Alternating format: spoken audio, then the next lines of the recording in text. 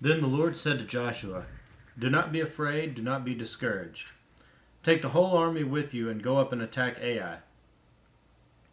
For I will deliver into your hands the king of Ai, his people, his city, and his land.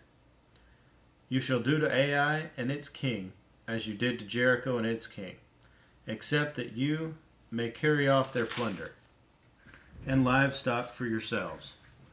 Set an ambush behind the city." So Joshua and the whole army moved out to attack Ai.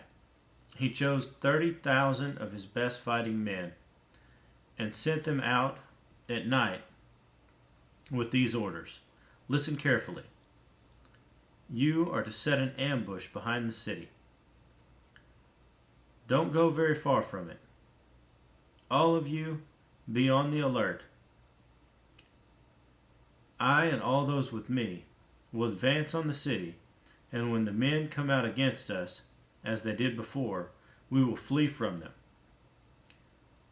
They will pursue us until we have lured them away from the city. For they will say, "They are running away from us as they did before." So when we flee from them, you are to rise up from ambush and take the city. The Lord your God will give it into your hand. When you have taken the city, set it on fire. Do what the Lord has commanded. See to it you have my orders. Then Joshua sent them off, and they went to the place of ambush and lay in wait between Bethel and Ai to the west of Ai. But Joshua spent that night with the people. Early the next morning, Joshua mustered his men, and he and the leaders of Israel marched before them to Ai. The entire force that was with him marched up and approached the city and arrived in front of it. They set up camp north of Ai, with the valley between them and the city. Joshua had taken about 5,000 men and set them in ambush between Bethel and Ai, to the west of the city.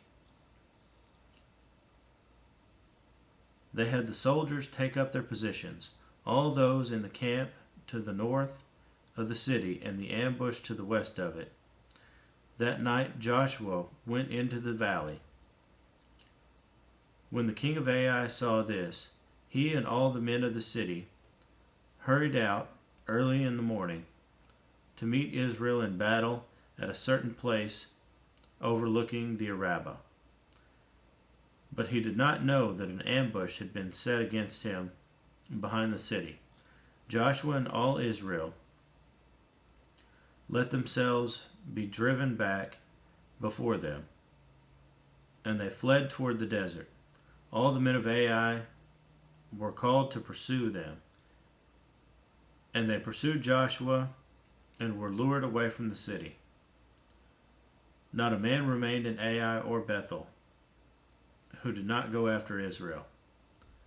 They left the city open and went in pursuit of Israel. Then the Lord said to Joshua, "Hold out toward Ai the javelin that is in your hand, for into your hand I will deliver the city." So Joshua held out his javelin toward Ai. As soon as he did this, the men in the ambush rose quickly from their position and rushed forward. They entered the city and captured it and quickly set it on fire. The men of Ai looked back and saw the smoke of the city rising against the sky, but they had no chance to escape in any direction, for the Israelites who had been fleeing toward the desert had turned back against their pursuers. For when Joshua and all Israel saw that the ambush had taken the city and that smoke was going up from the city, they turned around and attacked the men of Ai. The men of the ambush also came out of the city against them.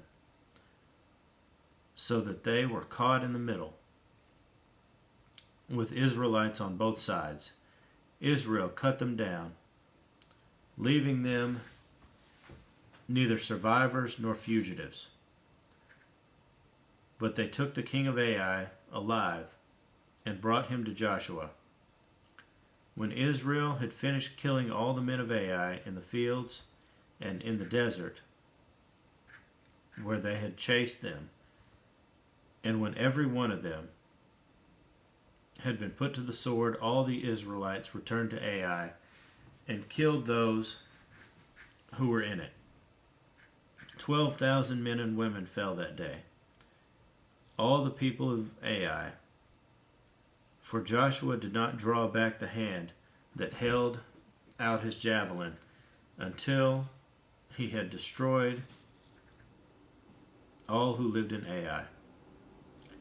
But Israel did carry off for themselves the livestock and plunder of this city, as the Lord had instructed Joshua. So Joshua burned Ai and made it a permanent heap of ruins, a desolate place to this day. He hung the king of Ai on a tree and left him there until evening. At sunset Joshua ordered them to take his body from the tree and throw it down at the entrance to the city gate. And they raised a large pile of rocks over it, which remains to this day. Then Joshua built on Mount Ebal an altar to the Lord, the God of Israel, as Moses, the servant of the Lord, had commanded the Israelites. He built it according to what is written in the book of the law of Moses, an altar of uncut stones in which no iron tool had been used. On it they offered to the Lord burnt offerings and sacrificed fellowship offerings. There, in the presence of the Israelites, Joshua copied on stones the law of Moses, which he had written. All Israel, aliens and citizens alike, with their elders, officials, and judges, were standing on both sides of the Ark of the Covenant of the Lord, facing those who carried it, the priests, who were Levites. Half of the people stood in front of Mount Gerizim, and half of them in front of Mount Ebal, as Moses, the servant of the Lord, had formerly commanded when he gave instruction to bless the people of Israel. Afterward Joshua read all these words of the law, the blessings and the curses, just as it is written in the book of the law. There was not a word of all that Moses had commanded that Joshua did not read to the whole assembly of Israel, including the women and children and the aliens who lived among them.